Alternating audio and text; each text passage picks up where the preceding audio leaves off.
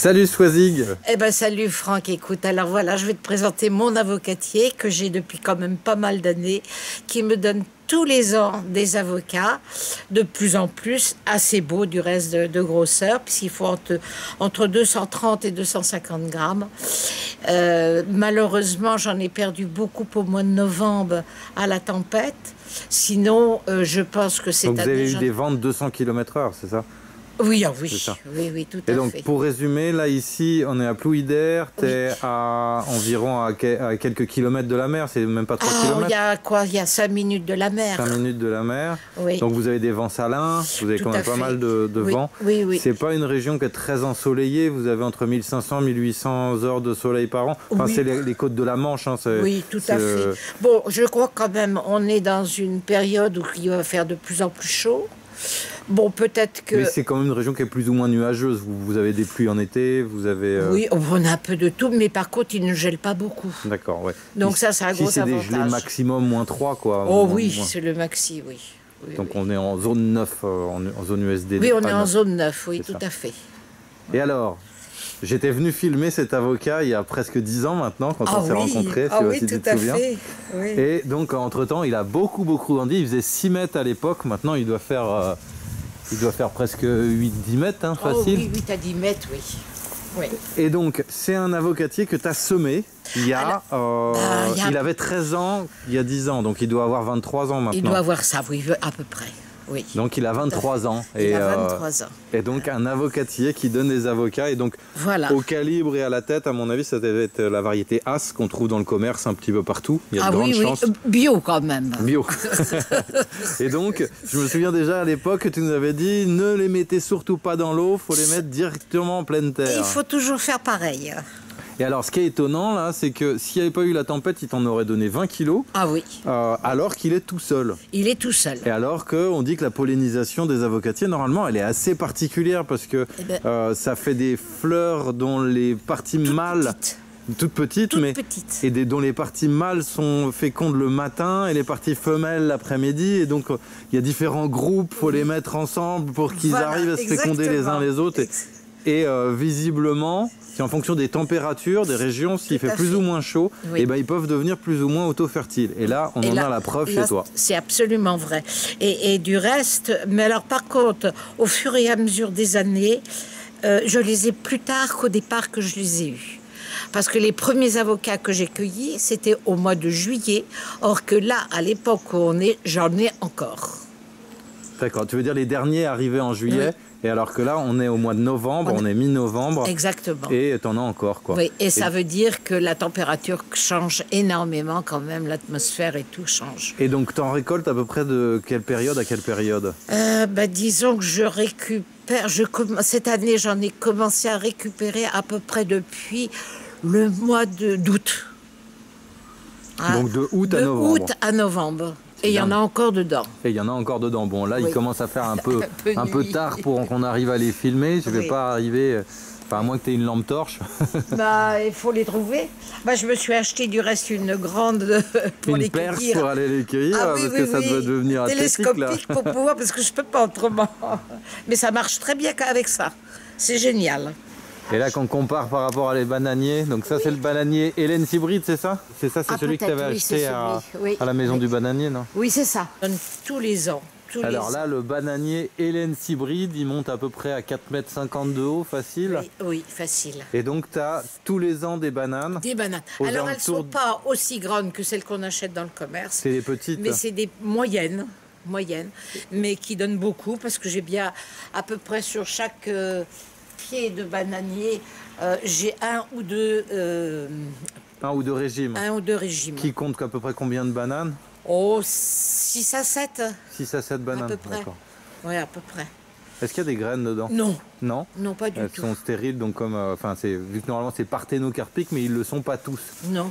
Donc il y en a certains qui font des graines, pas celui-là. Non, celui-là, il ne fait pas de graines. Et au niveau du goût, on retrouve le goût du commerce, elles sont plus fines? Non, elles n'ont pas le même goût. Par contre, alors on peut les manger comme ça, il faut attendre un moment d'abord qu'elles mûrissent. Autrement, souvent, je les fais cuire et je les flambe. D'accord, un peu comme les bananes plantains. Elles ont plus de goût, elles sont plus sucrées. D'accord. Voilà. Mais si on les mange crues, un peu comme les bananes du commerce, elles sont moins savoureuses. Elles sont moins savoureuses. C'est une variété qui est moins savoureuse que certains. Je veux en avoir du reste qui ressemblent plus à ce qu'on achète. D'accord. Et c'est quoi la variété quand tu parles de celle-là? Je n'ai pas en mémoire. Mais je l'ai noté pour en avoir. C'est pas le Dajao Mountain Il y a celle de l'île Maurice. D'accord, c'en est de l'île Maurice. Okay. Voilà, celle de l'île Maurice, parce que le goût, c'est une des meilleures bananes. Je vais faire, genre j'ai planté aussi, et j'en aurai dans 2 ans, c'est des mangues. Des manguiers? Ah oui. Alors ça, je serais curieux de voir une mangue en Bretagne. J'en aurai.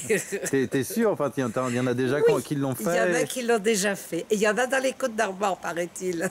Génial, des mangues en France. Donc je vais en mettre, oui, c'est chaud. Puis il faut essayer, de toute façon. Et ça aussi, on peut trouver ça à la maison du bananier ou c'est où? Non, alors à l'ombre des figuiers. Ouais. À l'ombre des figuiers, qui a des plants absolument d'une très belle qualité.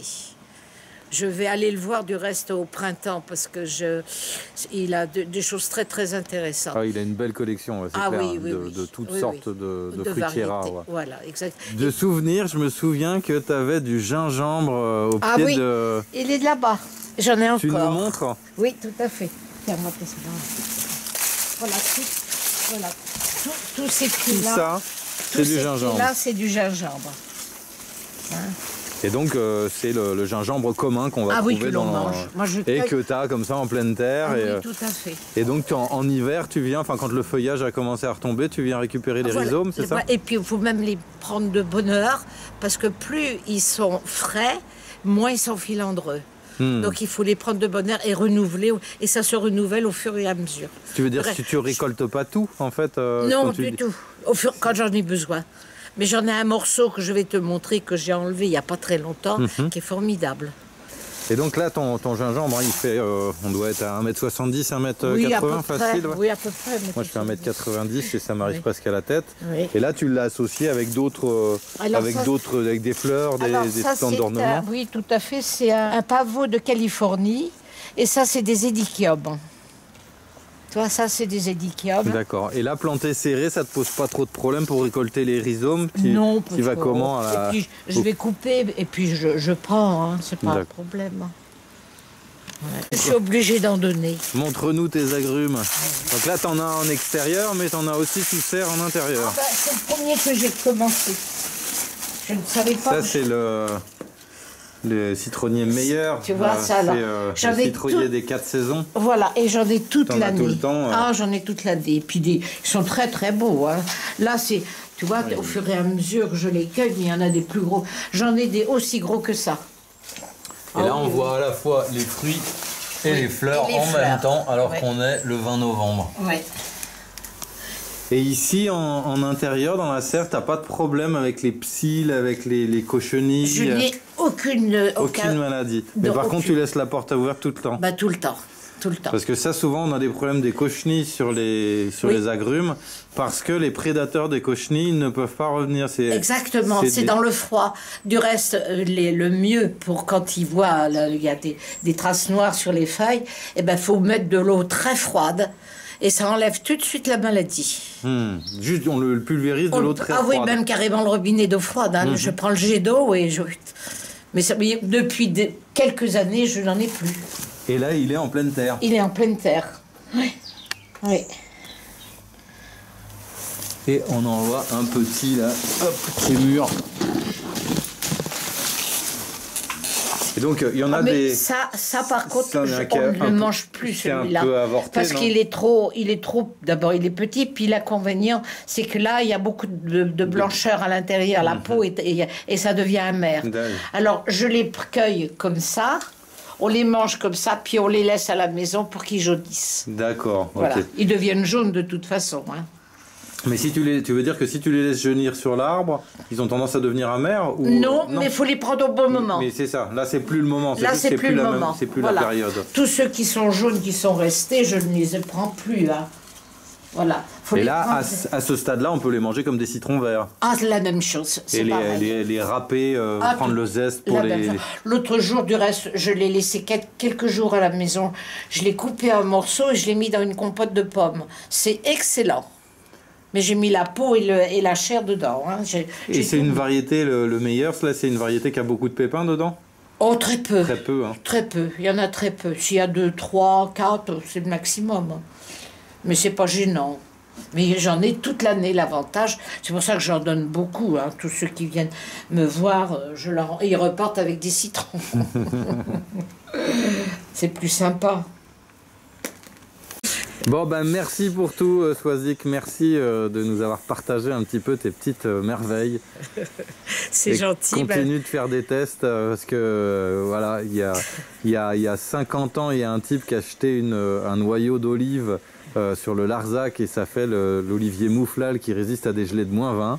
Et bah voilà, il y a 23 ans, tu as acheté un noyau devant ta maison et on a un avocatier en France. Voilà, exactement. Super. Et qui marche bien et qui est très gentil, il me donne plein d'avocats.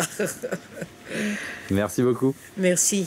À bientôt. Merci d'avoir suivi cette vidéo jusqu'au bout. Vous pouvez télécharger notre e-book gratuitement sur le site de la Forêt Nourricière que vous retrouvez en description dans le lien de la vidéo. Vous pourrez aussi retrouver toutes ces infos dans le calendrier du Jardin Forêt où vous retrouverez mois par mois toutes les tâches, toutes les étapes pour pouvoir produire vos plantes et pour pouvoir entretenir votre jardin, savoir greffer, bouturer, savoir quand greffer quoi, quand bouturer, quand multiplier à chaque saison, quand récolter aussi les semences, récolter toutes les sortes de légumes, les fruitiers rares.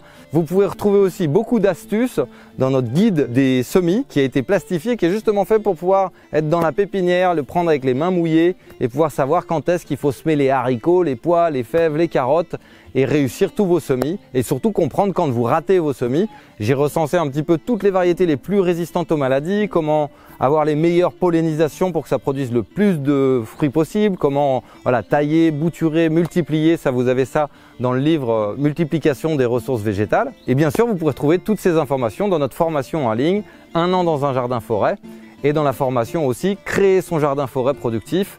Les deux formations vont ensemble, il y en a une c'est pour créer le jardin et ensuite c'est pour l'entretenir tout au long du temps. Vous pouvez aussi retrouver toutes ces informations en venant dans nos formations, dans nos cours de design, dans les formations sur le jardin forêt et le verger permaculturel, où en plus vous pourrez rencontrer des porteurs de projets comme vous, travailler en équipe sur vos projets, faire des chantiers participatifs avec les anciens élèves. Vous pouvez aussi nous faire des dons sur Tipeee, où vous aurez en contrepartie des e-books, des posters à télécharger, des fiches techniques, des astuces. N'hésitez pas à nous soutenir comme vous pouvez, hein, que ce soit juste un like, un pouce, c'est déjà bien. Déjà, merci de nous suivre, merci de faire avancer le schmilblick des jardins forêts et surtout, rappelez-vous bien, qui ne se plante pas n'a aucune chance de pousser et c'est important de savoir rater jovialement et de faire des tests, de faire des recherches et de faire avancer la phytosociologie des plantes alimentaires. Voilà, merci à tous et merci de nous avoir suivis.